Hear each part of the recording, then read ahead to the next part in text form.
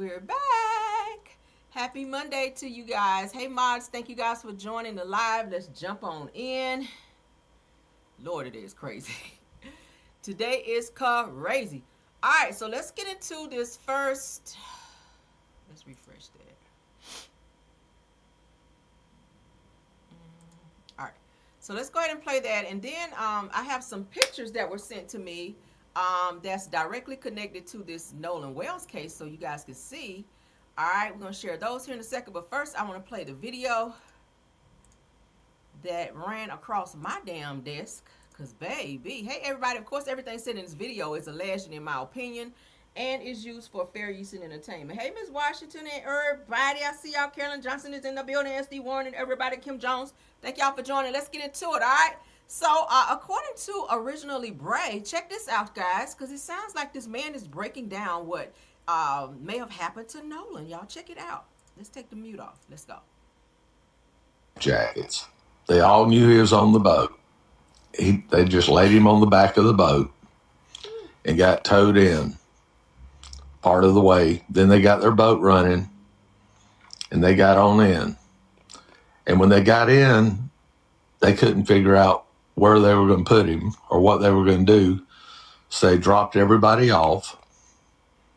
Then they went back out to the island that the GPS doesn't show, but they did because they disconnected it.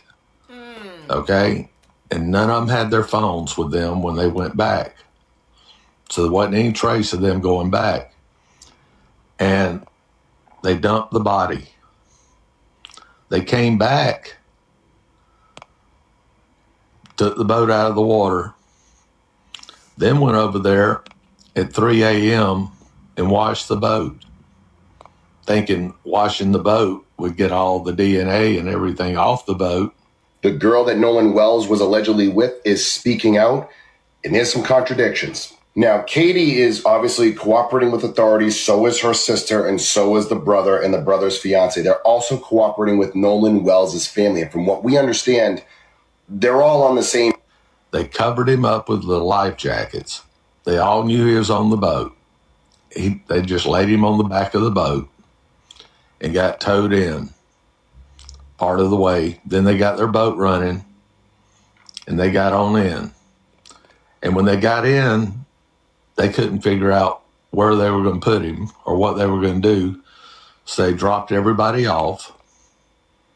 Then they went back out to the island that the GPS doesn't show, but they did because they disconnected it. Okay? And none of them had their phones with them when they went back. So there wasn't any trace of them going back. And they dumped the body. They came back, took the boat out of the water, then went over there at 3 a.m. and washed the boat, thinking washing the boat would get all the DNA and everything off the boat. The girl that... All right, y'all hear that? It sound good to me. I told y'all he was on that damn boat. That's Katie. All right, that's Katie. So that Katie's account, August 19th of 2026, Katie's account of Nolan Wells says that key contradictions explained. I believe that's what happened. That sounds like that is definitely what happened. I feel like he was hidden either underneath the boat. We showed you guys the type of boat that they were on, where there is certain compartments where you can fit a body in there. And I feel like either Nolan was either hidden in that compartment or at some space on the boat where he probably was covered up or hidden. But I do feel that he was on the boat. I read to you guys this morning where someone else said that he definitely got on the boat. Like he got on the boat. So I'm not sure why they are continuing to say that Nolan stayed behind. I mean, I guess that's the lie that they all came up with, allegedly, to throw everyone off to say that Nolan would stay behind. It doesn't make sense that he would stay behind without his cell phone and without his belongings over a girl. Katie has already denounced that the last time she saw Nolan, he was getting on the boat. So it's weird to me that they keep pushing this Nolan stayed on the island situation. Now I have pictures showing that he didn't, that he was on the boat. All right, because someone else, from what was told to me, that was also out there on the day of,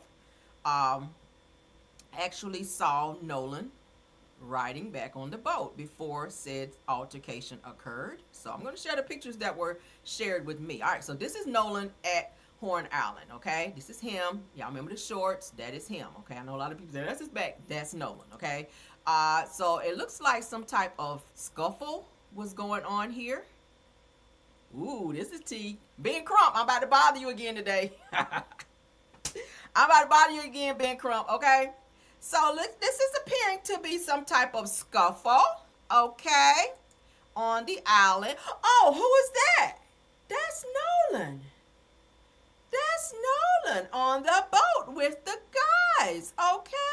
Now, they're saying that this was on their way back, okay? Yeah, that's what was told to me, okay? And here are some more of the guys that was on the same boat. So you remember they said it was what? I think 7 or 8 people on the boat. We actually went through to name out all of the people that was on this damn boat. We did that the other day. But y'all, that's Nolan.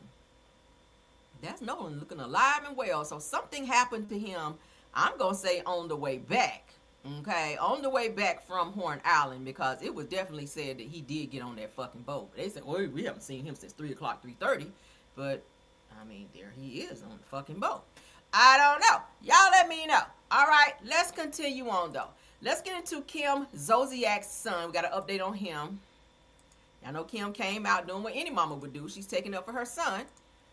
He is being charged for some very, very serious charges here, okay? So Kim Zolciak's 15-year-old son will remain in jail until his September hearing, okay? He's only 15. They are trying him as an adult too, you guys, okay? I believe that he may have done something to Kim's daughter, right? I feel like he might be dangerous, hence the reason why they're making him stay there, and they sent her daughter away to stay with Croy's family. I told y'all that yesterday, right?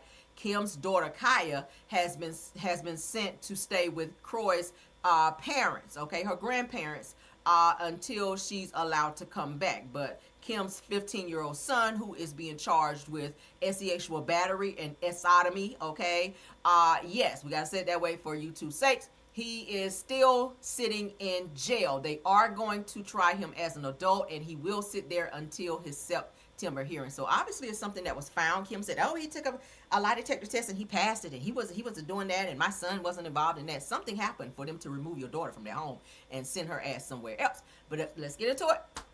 So his name is KJ, named after Croy Jr. This says that KJ isn't going anywhere anytime soon.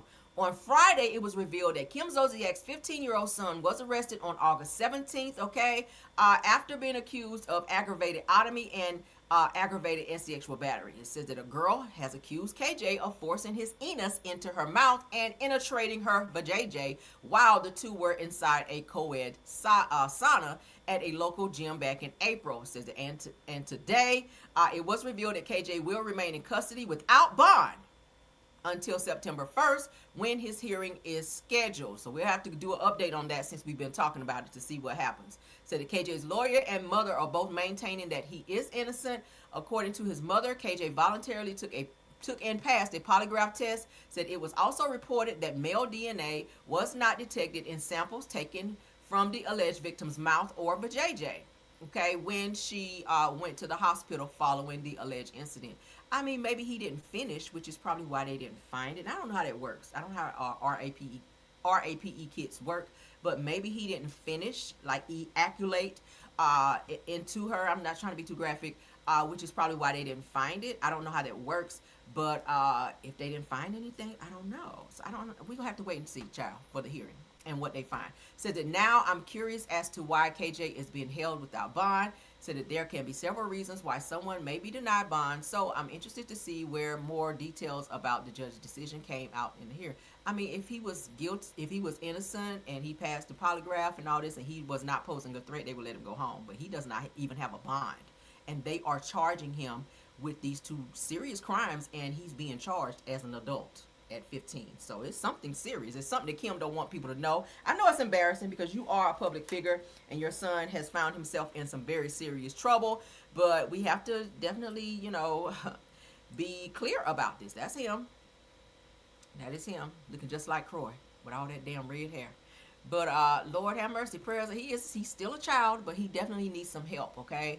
Unfortunately, your life is going to be ruined by this situation. You have to learn that you cannot put your hands and enos and everything else on people and force yourself on anybody. If a girl say no, stop, they mean just that. You don't force yourself because you Croy's and Kim's son, right? I mean, I don't know. He looks like he's a very big boy too, so he definitely can overpower somebody if that's what he chose to do. But he does not at this point have a bond. He will sit until September the 1st. All right, moving on. Moving on, something going on because that daughter had to get the hell out of that house. So something going on. I don't know if some of his other brothers was on some bullshit too. I don't know, but they got her clean up out that house because maybe she was touched allegedly by somebody else too. I don't know because he's in jail. He's not a threat, right? So she could have stayed in the house if it was him, but because he's in jail. But maybe something else from the other boys there could have happened as well. Y'all know how it is, child. Kids can be managed allegedly. All right. So let's get into this Keefe D update. Now, y'all know the Tupac unaliving trial is underway. Keefe D is a suspect in this particular trial, okay? So the Tupac unaliver suspect's own lawyer calls him a liar, you guys. Ain't that crazy? When your lawyer don't believe in you, like, it's downhill from there. When your own lawyer said they don't believe shit you saying, that it's downhill from there. Let's get into it. This is Keefe D's lawyer, child, doing a little interview here, and he pretty much calls Keefe D a liar. Let's get into it. You're essentially telling the jury that your client is a liar.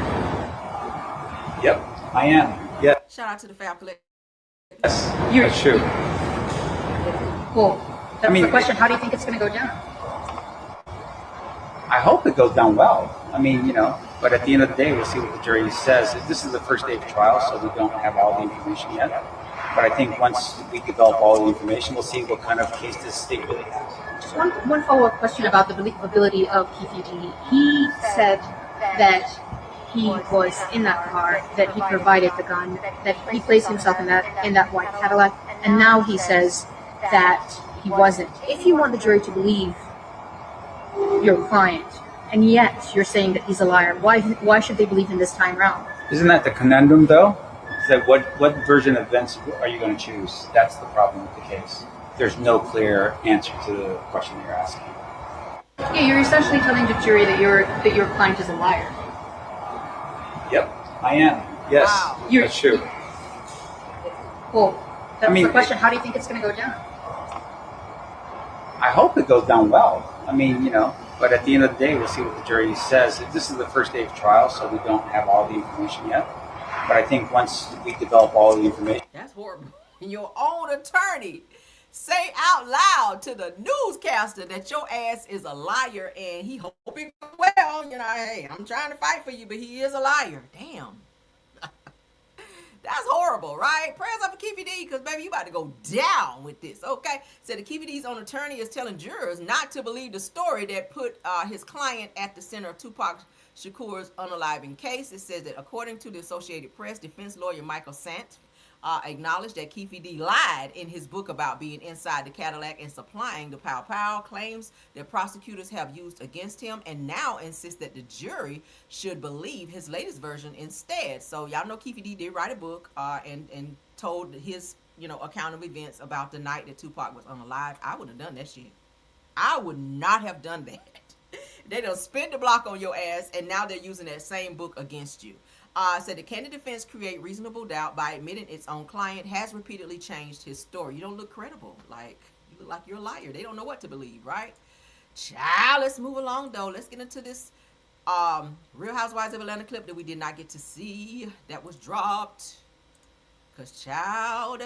All right, so the Real Housewives of Atlanta Season 17 Reunion Part 3. All right, the ladies give their final thoughts as the reunion concludes. Okay? Everybody gave their positive affirmations at the end. All right, but Shamia knew not to sashay her ass over there and hug Portia, because Portia was looking like, okay now, don't come over here with that mess. Go sit it down now. Sit it down with that high back. All right, so let's get to the next portion. We're about done, y'all. I ain't gonna hold you too long. All right, so we know that Pinky sat down with Candy. There's another clip that I wanted to show you guys. Okay. Let's get it up. Shout out to Housewives from Housewife, okay? Let's go. Oh, sorry. Pinky. The day that I was born. So Oh, okay. so I don't know if you know this. My parents are Jamaican. Okay. My mother and my father are Rastafarians, and my father did 22 years in prison. So the day that I was born, my godmother, she was like, "She Pink. We gonna call her Pinky," and literally it was that easy. And I've been Pinky my whole entire life. Oh. My real name is Aisha. Don't nobody call me that. Don't say that. Don't say that out loud. But everybody calls me Pinky and been calling me Pinky ever since. Oh, okay. Yeah. So, She look like an Aisha too, don't she? She do. She like she could be an Aisha. what made you decide to go with Slutty Vegan versus something with Pinky in it? Because if I named it Pinky, wasn't nobody gonna buy it. And you knew that. I knew that. Okay. You know, it like some people, when you think about business, Pinky's a cute name. it's cute, but I mean, like, who's going to buy a vegan burger from Pinky's? It's like, okay, it sounds healthy, right? Yeah. As a television producer, and because I have like such a creative mind, like I want to go against the grain. I want to do things that people are afraid to do. I'm like, okay, when you think about vegan food is green, okay, right? For the most part, right? It's very healthy, right? You're going to eat a salad. It's going to be something that's going to be better for you holistically, right? And I'm like, all right, if I name this Slutty, right? Because I'm just out of nowhere said, I'm just gonna name it Slutty. I told y'all I was smoking weed. I don't know what kind of strand that was, but how did you get the name Pinky? So y'all see that? So they that's how they came up with her name Pinky. So of course I never knew what her real name was. I don't think I cared like that. But now that we know, okay, that's Pinky is her nickname. So let's get into Miss Serayah. Okay, let's get into Serayah because she's putting her boyfriend on blast, child, for cheating on her and having her move, you know, away from her safe space, her family and friends, to go and move out to be with him. And he done brought her out there where he was and was out cheating on her and treating her like shit. She already had a baby by this guy. That's what you don't do. I mean, even though she has her own money, y'all know she's been in several TV shows and movies and things like that. She's doing very well for herself, but she does have a baby. I think it's a baby boy by him, and yeah, they had a huge breakup. So now she is putting him on blast. So Serayah calls out Joey Badass and shares her alleged receipts. So y'all remember her from the what's the show with Taraji P. Henson and Terrence Howard that they were on? I can't think of it. Y'all put it in the chat. I cannot remember the name of this damn show. With Terrence Howard and Taraji P. Henson, okay? Anyway, she was on that show. And again, she's been on several other shows. What's the name of the show? Not Power. Not Power. Not Power. What is the name of it? I cannot remember. Anyway, let's get into what she has to say. This is so sad. Been private because a lot of people publicly know. Thank you, Rose. Empire. So she was on Empire. You guys may remember her from Empire, okay? That was one of her more prominent roles. But let's get into her here. Family knows and everything, but this person proposes to me, wants to build a life with me, has me move my life out here, cheats on me. I find out, continuously she's telling me that he doesn't want that life. He wants me, then proceeds to be out with people. And yes, I have my receipts. I have my receipts, but you guys will know who this is. And I don't want this to be a confusion any longer. There's no podcast he can get on, sweet talk in the world. It's over with. I've been in private because a lot of people publicly know, family knows and everything, but this person proposes to me, wants to build a life with me.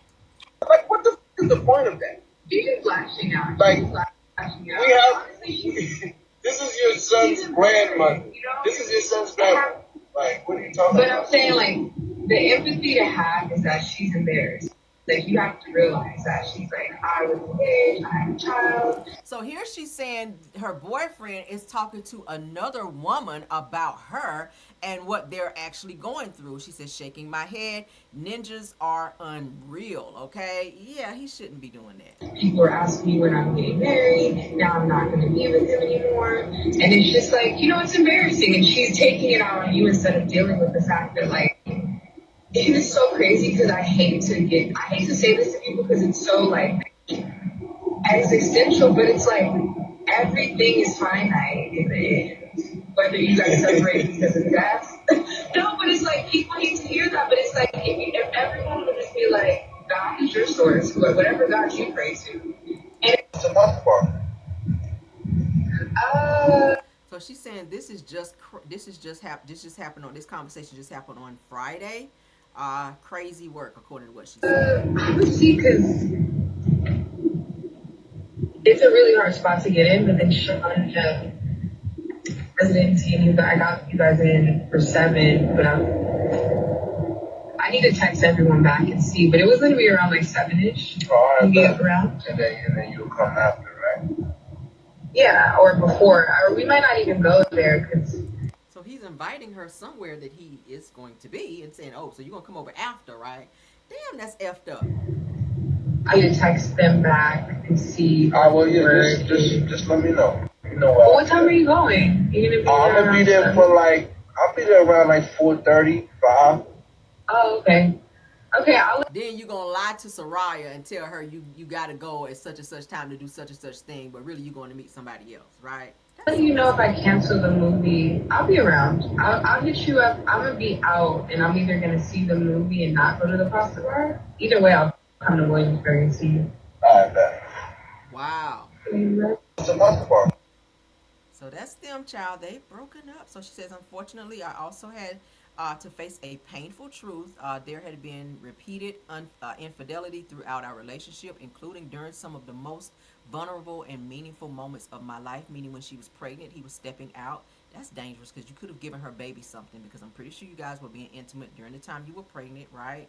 And he's just out here all willy-nilly with other girls saying, hey, meet me here, and I'm going to be here at such and such time, 4:30, 5 o'clock. Yeah, hit me up, and yeah, let's link up. Like, that's so, and she's a beautiful girl, right? But my thing is, again, love yourself. And she obviously loved herself enough to break up with him and move on with her life, take her child and take care of her child and keep it moving. Put his ass on child support and keep it popping, child. Because obviously he's for the streets, and let him stay his ass out there, right? So, I mean, you didn't have to write a whole letter, baby, because I ain't about to read it. But, yeah, so she wrote a whole letter, honey, talking about the situation and putting him on blast. She put his conversation. I don't know how she got his conversations with this girl, but, yeah, breakups are never fun, right? So Serayah had a few more things to get off of her chest after announcing her breakup from Joey Badass. Said that she also shared, and that's a great name for Joey Badass, because you definitely being a badass in this situation. Said that she also shared some alleged receipts before removing them from her story. Okay, so maybe she's warning the other girls that he may be messing with, that he's seeing multiple girls, or that he's a cheater. I don't know why she chose to do that. Or maybe that's her way of venting and getting it off her chest. Who knows? Nevertheless, she's within right to do so. If he cheated on her and did her wrong, she could talk about it and put him on blast all she wants to, because he shouldn't have done the shit. So, I mean, I'm the type of bitch, I'm just gonna leave you alone, all the way alone, and don't call me, don't come to my house. You know, you're gonna be blocked, and all of the things, right? If you left something over here, the shit is already in the trash. That's just how I move. So it is what it is. So shout out to her for moving on. All right, moving on. Speaking of moving on. So Chrisean is getting ready to do an interview with Jason Lee. Of course, she would get ahead of this now that the feds is knocking on her door about this Ronnie situation. So shout out to Jason Lee, because he's going to be asking her some very direct questions. So yeah, let's get into what he had to say. Okay, Brashear Gray, yeah, they were all on the same show. Let's get into it. All right, so Chrisean could not hold back the tears after Jason Lee hit her with the question that everybody has been talking about. Did she have anything to do with Ronnie Doe's death? Now, my thing is this, Chrisean, you must be the dumbest bitch and slowest bitch on earth, because if the feds are investigating you and you're sitting up talking about this interview or talking about this situation with Ronnie Doe, if you slip up and say something in this interview, it could definitely be your demise, right? It could definitely be the nail in the coffin that gets your ass arrested when they probably already have something on you anyway. I wouldn't be saying shit. Right? I wouldn't be doing no interview about Ronnie, Donnie, Ricky, or motherfucking Mike, right? Like, girl, no, and damn no. So the emotional reaction is raising eyebrows as speculation of her involvement in the homicide grows. Let's get into it. I can tell when my guests get nervous. What's making you nervous today about this interview? Okay, I don't know. I gotta watch my mouth. That same dirty bow. How does the holy hands come back and find themselves wrapped around Blueface? They'll open up a can of worms. When was the last time you guys had sex? Did you ever try to set Blueface up to get robbed or killed here in LA? So when you were in Compton and you got in the fight, that was a PR stunt. your sister Taseki. So she says the fight in LA, the most recent fight was a PR stunt. So was that to give views and streams for Blueface for you guys to make money because you knew that people seeing you guys going viral for fighting that would bring you guys money because you did make 60 grand. You made 60 grand, okay, according to what you said in the interview, or according to what you said on your live, that Blueface brought in 160 grand. He gave you 60 grand. He kept 100. So you made a nice bag on getting out here acting a fool, fighting in the damn streets. So let's continue. I'm on that crowd. Latifah was here and Blue was here, and both Talking about the Ronnie situation. So you didn't kill Ronnie. What celebrity man has slid in your DMs that you've never told anybody? Yo, what's up with him? He just, what is this? What you stirring up in there? The pot? Like, he really just stirring something. He's stirring something up. Like, clip. Wednesday, I'm on that shit. Because I want to see if you're going to slip up and say something. Jason Lee, thank you. Because the questions that you're asking in this interview, you own it, sir. He's on it. He's on it. These are all the questions that we want to know. Definitely talk about the Ronnie Doe situation because I need to see what she's going to slip up and say. All right. And he know how to pull it out of you. So shout out to him for that. All right. Y'all let me know what y'all think. Anybody going to watch? It will be this coming Wednesday. I may cover it. Okay. I may cover it.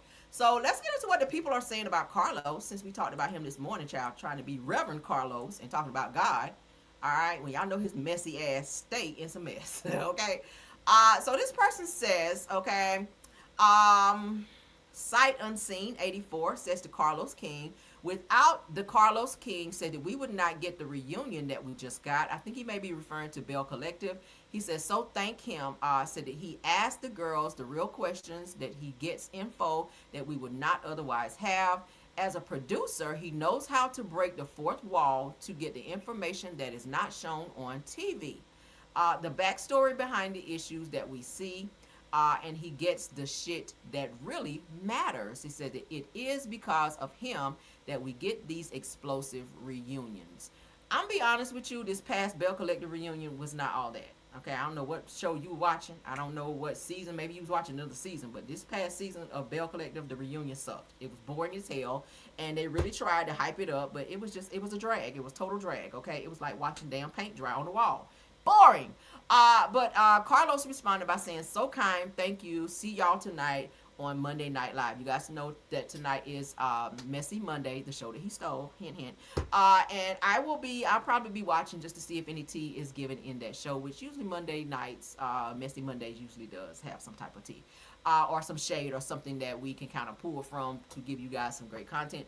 But could that be why, I'm be honest, and I'm surprised I'm even giving him any type of clout or anything, because Carlos is not one of my favorite people, but I have to give him his flowers in terms of his interviews that he's able to get from whether it's somebody on Bravo, whether somebody, any other network. He does some great interviews, all right? We got to give him that. But as far as his shows, it's kind of lackluster for me, right? Love and Marriage Huntsville, he really doesn't hype that up. He really doesn't talk about it that much. I think he knows that the show is kind of drowning, and I really feel like he was in desperation this upcoming season, which is the reason why he chose to snatch Ariane. Because why you didn't put it on there any other time, right? They've been talking about her in this situation with Melody and Martell since season 1. So now that you guys are in season, 9, 10, why is it now that it's so prominent for her to be on this show now? I feel like you guys are in desperation. I feel like OWN may have reached out to Kingdom Reigns Entertainment to say, hey, and I said it before, y'all better get them damn ratings up or we about to yank this show. So I feel like desperate measures, and he probably told the crew and the cast, y'all better damn work with her, because, bitch, we need a shock factor this season. So I feel like that's the only reason that Ariane is being brought on this show. Do I feel like she's going to save the show? I feel like she may start a little drama and tell some shit that we probably don't know about the cast, which I'll be there for. But ultimately, do I feel like she's a star? I do not. Ariane does not exhibit star power in any sense of the word. So that particular move that Carlos made was, 1, I feel a slap in the face to Melody. And 2, I feel like it was a very much so desperate move on his part in order to save a drowning show. I don't care about all these accolades that you say the show is getting. What I do care about and what I do see and report are the ratings. The ratings have sucked the entire past season. So we will compare last season with the new coming season to see what those ratings are, and we'll go from there, okay? But again, do I feel like Ariane exhibits any type of star power? I do not.